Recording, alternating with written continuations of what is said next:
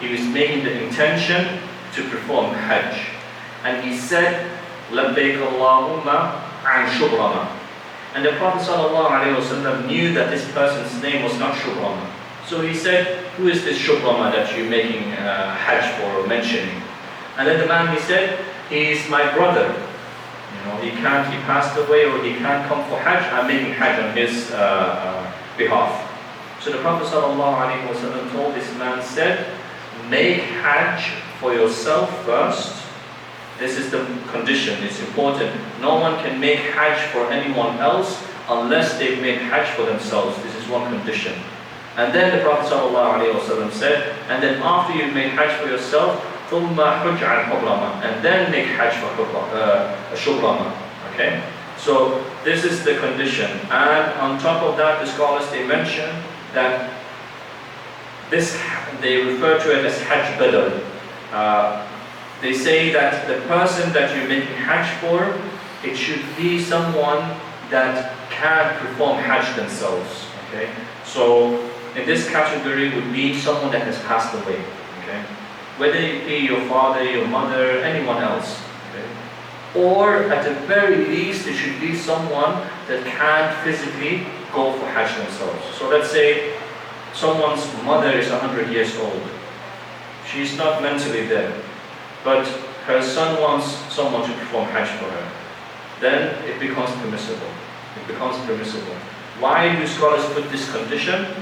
Because what they're trying to avoid is that healthy, wealthy people will sit back home and pay and say, go and perform Hajj for me. This is not permissible. If you have the ability, if you have the means, then Hajj is wajib upon you. Then you have to go. So if these two conditions are met, then the scholars, they say there's no harm in performing Hajj for someone else. Yes?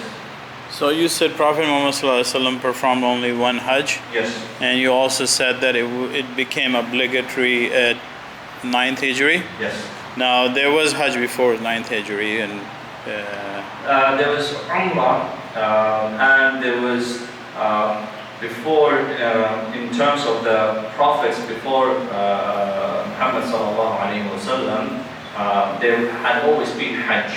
Okay? There's certain hadith that the Prophet sallallahu alaihi wasallam mentioned that since the time of Ibrahim alayhi salam, the prophets would come to Mecca and they would perform their Hajj. Okay? So this shows that Hajj was ongoing, but during the time when the Quraysh were in Mecca, Hajj, the rituals of Hajj, some of it had been still remained. The sa'i between Safa and Marwa, but there was a lot of shirk that had been added to it. And there were so many idols in Mecca, inside the Kaaba, so a lot of things had changed. So there was still Umrah, but the Hajj that we know today was made obligatory the 9th year of Hijrah.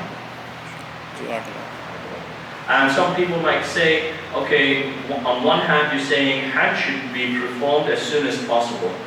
Yet Hajj was made obligatory the 9th year of Hijrah, and the Prophet ﷺ only made Hajj the following year, the 10th year of Hijrah. So how do you say that you should make it as soon as possible, where the Prophet ﷺ didn't do it as soon as possible? And the scholars in Islam, they say the reason why the Prophet ﷺ didn't do it the 9th year when it became wajib was because there were certain things that held him back. Okay? He wanted to perform the Hajj,